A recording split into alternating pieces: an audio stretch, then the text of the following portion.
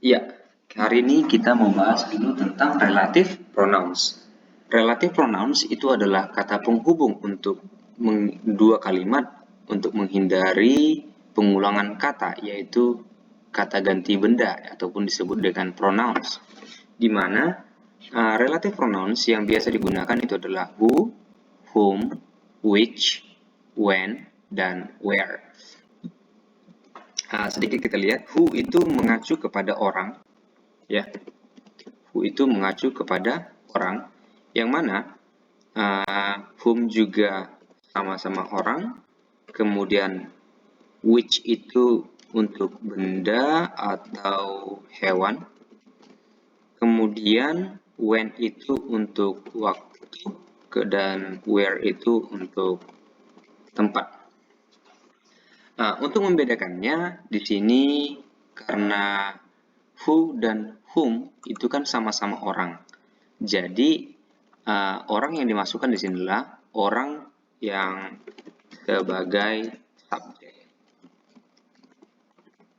Kemudian maksudnya yang sebagai subjek itulah yang she, he, I, you, we, they, she, he, it gitu ya. Kemudian whom itu mengacu kepada orang tetapi sebagai objek. Jadi bagaimana membedakan antara subjek dan objek? Itu biasanya begini. Kita di sini kan ada soal nih, saya sudah disediakan nomor 1 sampai nomor 18. Nanti kita akan bahas satu persatu. Untuk yang pertama, untuk soal seperti ini nomor 1 sampai dengan nomor 10 dengan mengisi dengan salah satu relative pronoun yang tepat, maka kita harus sebaiknya melihat sebelum titik-titik itu apa ataupun setelah titik-titik itu apa gitu. Jadi kalau setelah titik-titik itu adalah orang, ya seperti ini people itu kan orang tuh, maka kemungkinannya antara dua, antara who dan whom.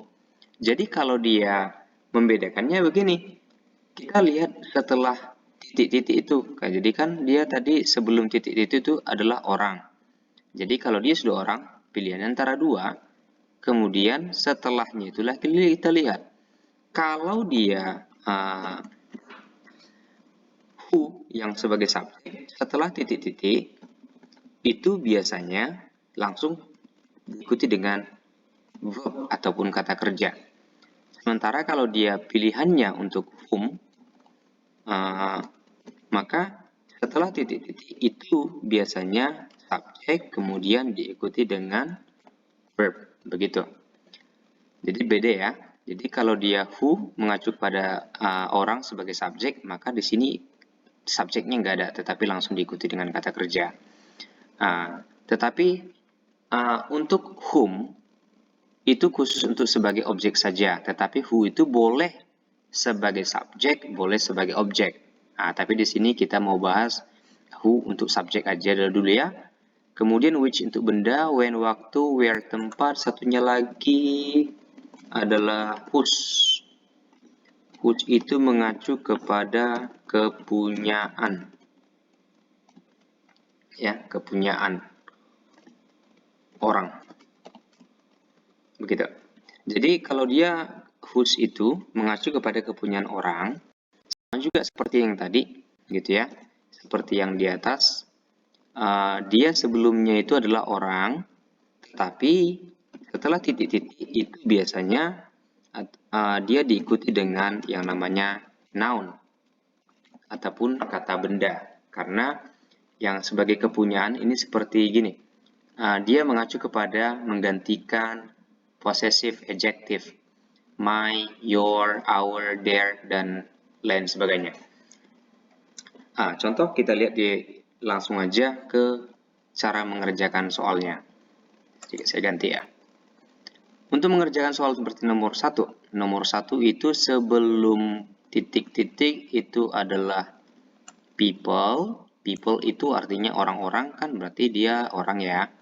Antara 3, kalau nggak who, whom, atau whose. Jadi kita lihatlah setelahnya. Setelahnya itu adalah live. Karena live itu adalah verb kata kerja, maka untuk jawaban nomor 1 adalah who.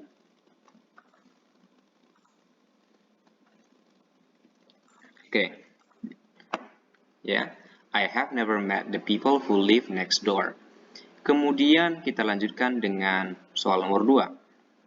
Sebelum soal nomor 2, itu sebelumnya itulah those. Those itu artinya itu. Jadi those ini bisa saja tergantung ya, bisa saja yang ditunjuknya itu benda atau mungkin hewan ataupun orang. Jadi kemungkinannya itu antara who, whom atau which. Maka kita lihatlah setelah titik-titiknya itu. Karena setelah titik-titiknya itulah haven't paid, ini termasuk ke kata kerja. Oke, berarti dia masuk ke who. Jadi jawaban yang tepat untuk nomor 2 itu adalah who. Oke. Kita lanjutkan untuk berikutnya. Ini saya besarin dulu. Oke. Berikutnya soal nomor 3. This is a detective novel. Oke, sebelum titik-titik itu apa? Sebelum titik-titiknya adalah novel. Novel itu adalah benda, ya kan? Maka jawaban yang tepat adalah which. Segampang itu loh. Which. Ya, kita si warnanya berbeda. Kemudian kita lanjutkan dengan soal nomor 4. Sebelum titik-titik itu adalah keys. Keys itu artinya kunci. Kunci itu adalah benda. Maka jawabannya adalah which. Which. Oke ya. Gampang kan? Here are the keys which you were searching for. We continue to number 5. Kita lanjutkan ke nomor 4. Sebelum titik-titik, kita kembali lagi lihat kemari. The guy. The guy itu adalah pria itu. Oke. Itu orang ya. Orang. Jadi kalau dia orang, tadi saya katakan kita lihat dulu setelahnya. Setelahnya itu verb atau subject plus verb atau noun.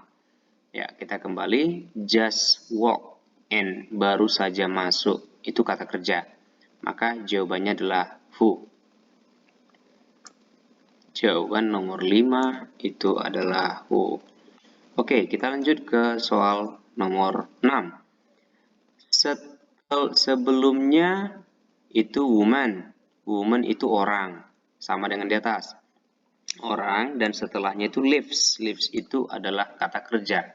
Verb one yang ditambahkan dengan s. Maka jawabannya juga sama who. Oke, dia mengacu kepada subject.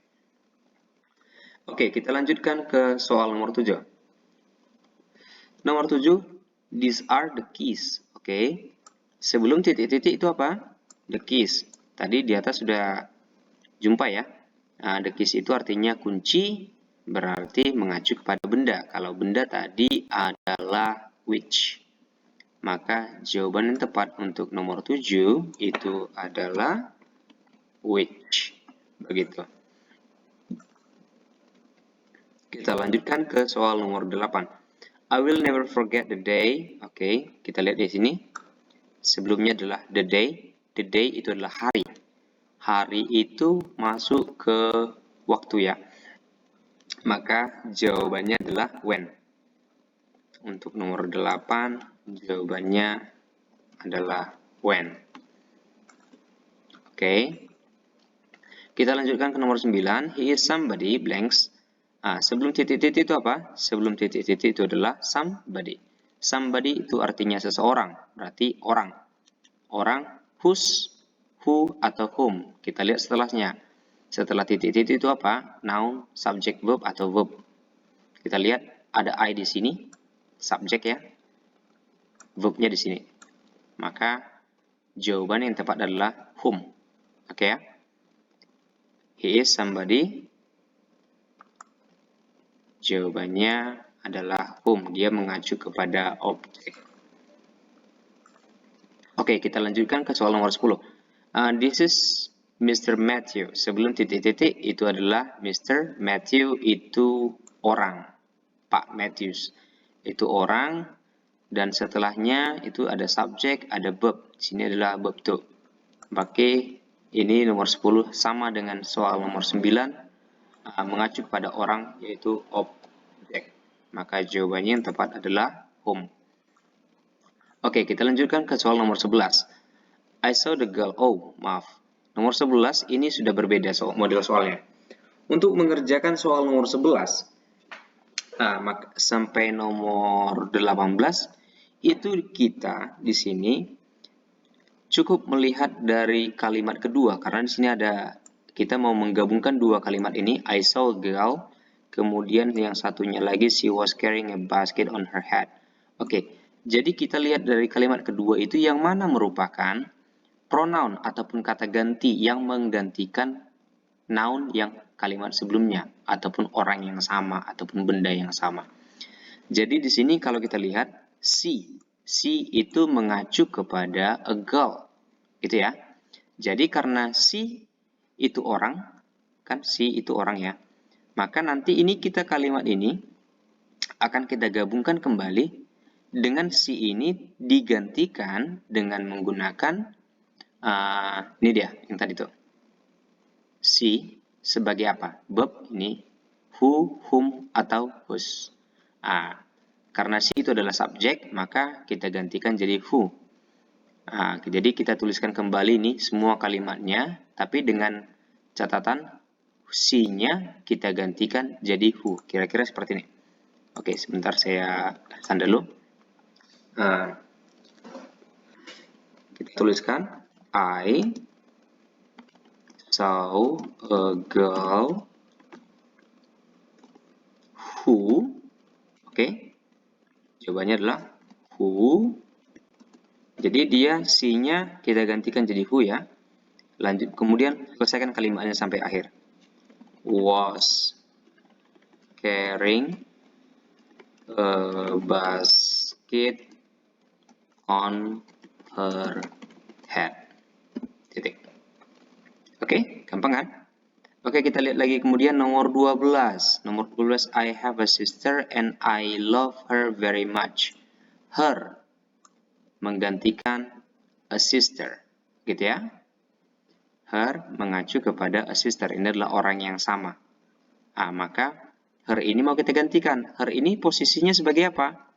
Objek. Ini subjek, verb, objek. Berarti tadi kalau di objek kita gantikan pakai whom. Ingat, tuliskan kembali semuanya dengan catatan ini her-nya digantikan jadi whom. Tapi posisinya itu harus di posisi di sini ya, setelah titik itu ya, karena ini kalimatnya mau kita gabungkan jadi satu. Jadi kira-kira kalimatnya akan jadi seperti ini.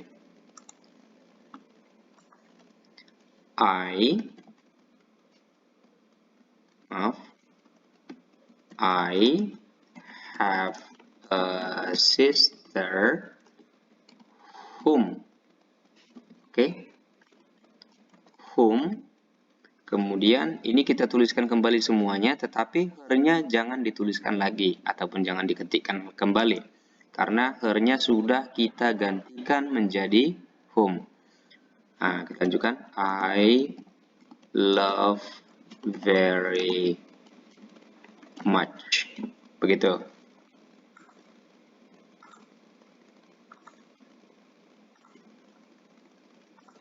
Oke, kita lanjutkan ke soal nomor 13. Nomor 13, the boy teased the girl. He was punished by the teacher. Yang mana? He ya. He menggantikan the boy. He itu adalah subjek orang. Orang tadi pakai who. Sama, tuliskan kembali semuanya. The boy. Maaf, kita pindah ke the boy is the girl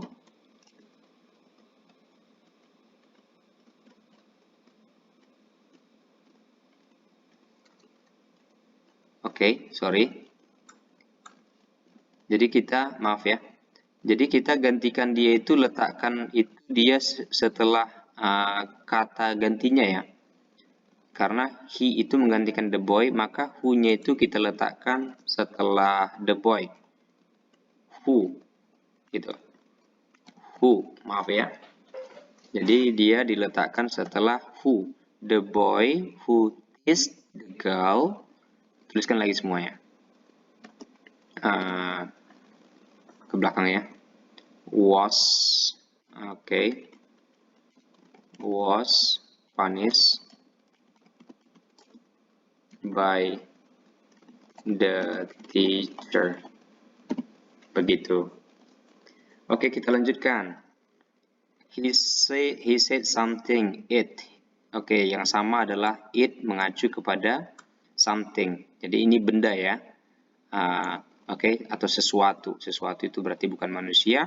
Nanti digantikan jadi which. Dan which itu diletakkan setelah noun-nya.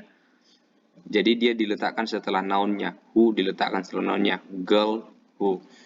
Gitu. Oke. Tuliskan lagi kemarin semua. Kita katakan he said something. Dia benda tadi berarti kita gantikan jadi which. Lanjutkan was surprised